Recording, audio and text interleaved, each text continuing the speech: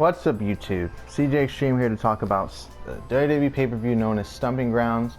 We have two women's matches, and I think we have like six male matches, and I believe I think only one of them is not a championship match, and that would be Xavier Woods and Big E of the New Day versus Sammy Zayn and Kevin Owens. But we'll just talk about it in a different order, I guess. So a lot of people aren't really too excited about this pay-per-view because a lot of the matches seem extremely predictable and it may not be really worth watching. I think the matches could be good and it could be entertaining, and it could be a lot of swerves here if WWE wants to do that. Which if they decide to do some swerves, I mean, I'm about that. Like, make it less predictable. I mean, I think everybody would like that actually if they just decided to do something completely different here. But one of the matches that I'm hoping ends a certain way, and then like I predicted to end a certain way, is this first match I'm going to talk about. SmackDown Live Tag Team Championships on the line. Bryan and Erick Rowan, the Planet's Tag Team Champions, versus Heavy Machinery, Otis Dojovic, and Tucker Knight. Whatever. I think the story here is that Bryan and Erick Rowan thinks the tag team division sucks, and they want to improve it, essentially, briefly speaking. So they're going to try to lift the rest of the division by trying to make them elevate the rest of the division by trying to make them work to their level, basically trying to beat the practically unbeatable tag team champions. So maybe they'll be like, you're not worthy. Maybe they'll cheat if they feel like a team isn't worthy, and if they feel like a team is worthy, they'll go all out. I don't know what they're really going to do here. I don't know, but we're going to find out at this pay-per-view because I don't think they're going to lose. I think we're going to get a really good glimpse into what the title reign is going to be like here after they beat the NXT call-ups. For sure. Moving on, Roman Reigns versus Drew McIntyre. Oh, there were two matches that were not for a championship. Two matches. There might be even some 24/7 championship matches on here too. I don't know. But anyways, I think Roman is going to lose to Drew McIntyre. I predicted this at WrestleMania and I was wrong. But this time, I actually have a pretty good reason for thinking that this time it's going to be different. Here's why. Roman lost to Shane McMahon in Super Showdown. Undisputed fact, it happened. He lost due to Drew McIntyre's interference. SummerSlam is in August, so I don't think they're going to end this feud before then. Even though it would be really nice for that to happen, it's not going to happen. It's a regular one-on-one matchup, which means Shane and Elias will probably be ringside, probably going to interfere a lot, probably going to continue to try to like stop the match from happening the way that everyone else wants it to, basically, right? They're gonna keep trying to get Roman to win, and if Roman does win, it'll probably be with the Miz's help. Maybe. I could see that. Now that I think about it, maybe the Miz comes out, stops Elias and Shane from interfering. Drew gets hit with a spear by Roman. Roman beats Drew again, and then they have like a 2-on-3 handicap match at Extreme Rules in July, which I'm perfectly fine with if that's what's going to happen. Anybody else? I don't know. So I think maybe the faces could win here. Maybe Roman could actually win this matchup. But I think Drew needs to win more, so I'm going to predict Drew winning via interference. And then I think maybe the Miz will come out and help Roman afterwards, and there'll be like a stand down where those two are actually working together, which we haven't seen before, so that'd be cool. I think I'm about that. Actually, I think they teamed up one time, but whatever. The Cruiserweight Championship matchup, where we have Tony Nese, Akira Tozawa, and Drew Gulak. Tony Nese defending in a triple threat because Akira Tozawa and Drew Gulak won a fatal four-way by pinning each other simultaneously. And I think a triple threat could be really good. Like, I'm all about that. I think this is the first, this is the first Cruiserweight triple threat match we're seeing on a pay-per-view for the championship. So that's cool. I want to say Tony Nese will win here, and maybe Drew Gulak will feud with Tony Nese for the championship because Tony Nese pins Akira Tozawa and Drew's like, I didn't lose, blah blah blah. But no. I think it's going to be Drew pinning Akira Tozawa or making him tap, and Tony Nese not being there to break it up, and then they fight back and forth for the championship. Maybe they swap back and forth for a bit, and then a huge best 2 out of 3 falls or whatever, some huge matchup at SummerSlam. I'm saying all these things are going to build a SummerSlam because that's usually what WWE does when a big pay-per-view is coming up. They always have all these matches, except for Survivor Series, and I think there were a Rumble too. They have all these matches for like SummerSlam and WrestleMania, having all these other pay-per-views basically, and then eventually leads to a matchup at WrestleMania. It's like that between the guys who are going to be at the big pay-per-view. I don't like that they do that, but that's usually what they do. So I think that's what's going to happen here. I think Drew's going to win. They do need some new champions on this card to keep things fresh, keep things a bit unpredictable. So I could see that happening. I guess now we move on to another non-title matchup. Big E and Xavier versus Sammy and Kevin, which might be on the pre-show, and I think that Sammy and Kevin need this victory. They really do. Like they've been losing so much recently. They've just been taking L after L after L. The New Day has held the tag team championships 5 times. I think it would be cool to see Sammy and Kevin win here. Maybe they turn into some baby faces and they fight against Daniel Bryan and actually Sammy's on Raw. Yeah, Sammy is on Raw, so maybe this wouldn't work. But Kevin's on SmackDown. And maybe the wild card rule will go. It's not gonna go away. It's not gonna go away yet. But maybe they'll turn into faces and they'll go for Daniel Bryan, or maybe they won't. Daniel Bryan, Erick, Rowan, or maybe not. I don't know. But regardless, they need the win here, and that's why I think they're gonna win, just for that specific reason, because they need to. But anyways, we can talk about. Let's see. I think we got 4 matches left, right? I think so. Let me just make sure. Yeah, okay, we only got 4 matches left. We got the women's championship matches. So first we're going to talk about, I think the one that's easier to predict, Bayley versus Alexa Bliss. You're probably saying, well, it's not that easy to predict. Alexa Bliss did end Bayley's Raw championship title reign a while back. Yeah, she did, but I think this is a resurgence of Bayley. I think Bayley's got a new character now. I think Nikki Cross might interfere to try to help Alexa win, or maybe she will refuse to help Alexa win or whatever, and then they'll become like more bonded after this, whatever, and probably go for the tag team championships together, which I'm perfectly fine with if that's the case. So I think Bayley's going to win here because Nikki may not want to turn, and then maybe she'll end up turning Alexa Bliss into a face, quote unquote, for a bit, like a good girl for a little bit. But then all of a sudden, maybe when they don't win the tag team championships or they lose tag team championships, then Alexa will turn on Nikki, and then Nikki will become a singles competitor afterwards, which will be a really cool storyline. But they have a habit of not following through with storylines in the women's tag division at this point, and a lot of other storylines as well. But yeah, I think we got another match I forgot about. But anyways, I think Bayley's going to retain. So we'll talk about the United States Championship match. While it would be cool for Ricochet to win the championship, there's no real storyline here other than Ricochet's the number 1 contender. So I'm thinking Samoa Joe is going to win. And I think Joe will probably face Braun Strowman for the Intercontinental Championship somewhere down the line in the future. And the reason why I think that is because Braun in the Fatal 5-Way matchup got eliminated by outside interference from 2 competitors. Cesaro and Bobby Lashley hit their finishes, and then Ricochet hit the 630. So keeping him off the title, but you know he wants to face Joe. So I think that's where it's going to go. I think that's where it's going. And if it does go that way, I'm fine. I want to see that. I'm all about that. That'd be really cool. I think that'd be a really good match. But I don't know. Like I think it would be a really good match, but then another part of me doesn't think it will be a really good match because, I mean, just the kind of matches that Braun kind of works. Every match has to either be a squash or a super fight that he ends up losing. I don't know.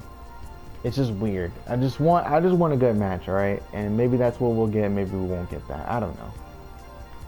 But yeah, I think Joe's going to retain here. And then we move on to the Raw Women's Championship match between Becky Lynch and Lacey Evans. This match has already happened at Money in the Bank.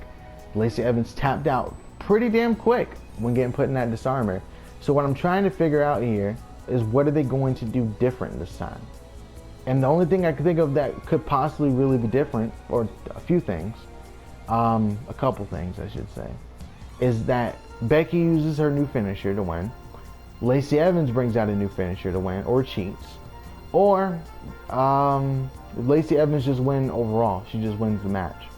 Maybe she cheats, maybe she doesn't. I don't know how she would cheat. What would she do? Maybe get brass knuckles, knock out Becky Lynch, give her a black eye, and then they go to Extreme Rules, and it's like they use weapons and they just beat the hell out of each other. And then that'll end the feud, and maybe Becky will win it back for a resurgence for her character. I feel like she could use a little bit of a refresh, because this whole Twitter thing that she's been doing, it was cool at first, but then she kind of overused it, so now I don't really care for it. And I think a lot of people don't really care for it anymore, except like hardcore fans of her and maybe some other fans of her. But for the most part, just kind of overused, and I think she could really use like a refresh. Plus, it's really cool to watch her fight up for the title rather than holding it, at least from what I've seen so far. It's cool watching her chase rather than getting the title, kind of like Roman. But anyways, now we move on to our 2 World Championship matches. 2. We got the steel cage match between the challenger, Dolph Ziggler, versus Kofi Kingston, the WWE Champion, won it at WrestleMania, as they love to remind us. It was a cool matchup then, but I think it's time for them to move on. But right now, I think this might be the end of that. Even though, spoilers, it said somewhere that at Clash of Champions, sorry, or Extreme Rules, one of the next pay-per-views, something like that, was supposed to be Dolph Ziggler versus Kofi again. That's like, it was advertised. Please don't do that. Please don't. Don't freaking do that, dude. Don't do it. They might, but I hope not. These two have faced each other way too many times, alright? And unless they're going to bring out something new in this matchup, like, Dolph did bring out one new move at least against Xavier Woods on SmackDown. Not really new, but he had him wrapped up in the ropes, and then he super kicked him in the face. Brutal stuff. Maybe he does that in the steel cage. Maybe he super kicks him while they're standing on the ropes by the cage, and then Kofi falls down, and Dolph has a choice of climbing out or going for the pin. And then instead, Dolph climbs down to go for the pin. Kofi kicks out, and then Kofi retains his championship. If that would be cool. That would be cool. It's going to be One Trouble in Paradise that wins. And I feel like this is going to be kind of like when Dean Ambrose defended his championship against Daniel. No. He defended against Dolph Ziggler at SummerSlam, and nobody cared. Like, no one was reacting at all. Like, no one really cared. It was when the brand split had just started, and it was like the first SummerSlam since the brand split, since Dean Ambrose had become WWE champion at the time. Or I guess Jon Moxley now. You want to call him that now? Well, you kind of have to call him that now because that's who he is. So Jon Moxley, when he defended it against Dolph, nobody cared. There might be the same case here, which is a huge problem for your WWE Championship match. And they could try to change it and go, well, Dolph wins the championship. But Kofi needs a longer reign. Dolph doesn't really need WWE Championship. It would be cool to see him actually finally feud for something and win. Maybe he cheats. I don't know. What if... We already saw a steel cage match at the last pay-per-view. So what are they... No. It was the last pay-per-view. It was the main last pay-per-view. Not a super showdown like Money in the Bank with Shane McMahon and The Miz. But my point was, I was going to say maybe he falls out of the cage and wins like that. But they can't do that because we already saw it. And we didn't forget. I highly doubt they're going to do that again. So I have to go with... I just have to go with Kofi winning. Don't really have a choice. Who does Kofi feud with after this? I don't know. I don't know who he feuds with after this at all. I don't know. Maybe Brock does a swerve. That's not going to happen. Maybe Shane McMahon tries to go. No, that's not going to happen either. I really hope not. I know there's rumors of, Shane might go for the WWE Championship. Might be the one to beat Kofi. That's not going to happen. I feel like WWE, that's a really stupid move. And I highly doubt WWE would do something so dumb. I know the writers are saying, hey, it could happen. But I highly doubt it's going to happen. I don't think it's going to happen. It's a scary thought, and I'm thinking better of WWE in that regard. I don't think they're going to actually do that. That'd just be so dumb. But the main event, special guest referee, most likely going to be number 20, Brock Lesnar. Most likely going to be him, going for that spot. And I think how it might go, I think it might be a good match, and it just might be like Is Brock going to attack Seth? Is he going to cheat? Is he going to just cash in and turn into a triple threat? He could if he wanted to. Yo, if he turns it into a triple threat, that would be awesome. I'm saying Brock comes out, doesn't become referee, and then they have to actually get a real referee because Brock's cashing in. That would be a huge swerve. And that'd be a really cool triple threat. And then maybe Baron gets pinned instead of Brock, and Brock's like super angry, and now he wants to fight Seth. You know, oh no, he wants to fight Baron Corbin. But I think Baron Corbin is supposed to be facing AJ Styles at Extreme Rules anyway, so I don't think that's going to happen. But that would be really cool if they change it like that. Don't get your hopes up though. This is just me throwing out ideas. I don't think that's what they're actually going to do. I think he's just going to be the referee, Brock. And Seth or Baron will accidentally or intentionally hit Brock Lesnar. And then Brock will F5, probably Baron, and then Seth will win the championship. I don't think he's going to just hand Seth the pin. I think he might like drag Seth over him, basically handing him the pin. But anyways, dragging him over and giving him the pin like that. I don't know. Maybe he'll let Baron cheat a couple times and pretend like he doesn't see anything. I don't know, or maybe like he won't be like that. Maybe Brock will be like, "Hey, if you fucking cheat, I'll kill you." You know, I don't know what he's gonna do. I don't know what he's gonna do. But I do know this. This whole pay-per-view, the biggest problem just being all the predictable matches and all the matches that we've already seen before, pretty much. I don't think there's 2 new matches that we haven't seen before. 2. Out of the 8, I think, yeah, 8 matches that are happening, if I'm not mistaken. No, 3 of those are new. I don't know, man. Like, part of me is like, do I really want to watch this? But I am going to watch it. Of course I'm going to freaking watch it. I watch all the freaking pay-per-views, so of course I'm going to watch this one. Why would it be any different? I don't know. It's just the predictability, man. The only thing they can really change is just changing the finishes of some of these matches. And though they might be shocking, they really have to have an idea of what they're going to do afterwards. It can't just be for the sake of doing something different. You know what I mean? You can't just go, oh, well, they can because of WWE. But they can't just be like, oh, I'm going to just change the result of this match. And that's it.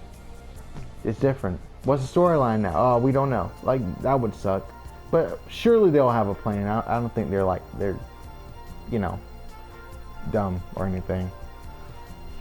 The match that I'm most excited to see for this whole thing, I think, is probably going to be Ricochet versus Joe. And in addition to that, I'm also excited to see Kevin and Sammy versus the New Day, because that just should be a good tag team matchup. I've seen tag team matches with Kevin Steen and El Generico, and they got some really cool tag team moves, but they can't do like package power drivers anymore, so that sucks. I would love to see a top rope brainbuster, but I highly doubt they're going to be doing any of that at all. But I just hope that Sammy and Kevin really work as like an actual team, so that'd be cool. That would be a change. Baron and Seth, people were giving Baron a lot of flack, and I know he's a heel, I know he's annoying, but gotta drink some water. They're still using this cutscene, dude. They should change the Royal Rumble cutscenes, man. They really should. But anyways, I just don't see, I forgot what I was gonna fucking say. I forgot. Oh yeah. Baron is way better than people give him credit for. He's way better, alright? Baron Corbin is like, you see him in multi-man matches doing really good, and I feel like in this match with Seth, someone he's familiar with, he can bring out some new things. Problem is, it should be no disqualification. Maybe Brock will change it to no disqualification. He's the referee. He can probably make that call if he wanted to. Maybe? I don't know. Maybe they're not going to do that. With Kofi and Ziggler, they're just going to have to bring out something new, as I already said. All the matches, they have to bring out something new. Like, I'm also excited, actually, for Bayley versus Alexa, because that heated promo that those two gave. Like, every time Alexa does a moment of bliss with Sasha or Bayley, if you notice, they always give her, like, some, like, attitude, what, Alexa? Like, they keep cutting her off every time she tries to say something, trying to play her character. They just kind of add intensity to it, I guess. I don't know. Like, there's some real heat going on there. So when Alexa finally, like, snapped back or whatever, and they had their, like, argument and all that, if it turns into a fight, it's gonna be cool. It just is. And that's what Drew and Roman needs to be, by the way. Stop. These two are brawlers. Stop with these freaking headlock chain wrestling. Just destroy each other. Fucking body each other. You know, that's what I want to see. I want to see people get fucking hit them, man. Just fuck get them. You know. I don't know. But whatever. I'm gonna watch it, and I guess I'll do a review, and I guess I'll see y'all next time. But I don't know. I'm gonna watch it. You don't have to. I understand why people aren't. But that's it for me. Later.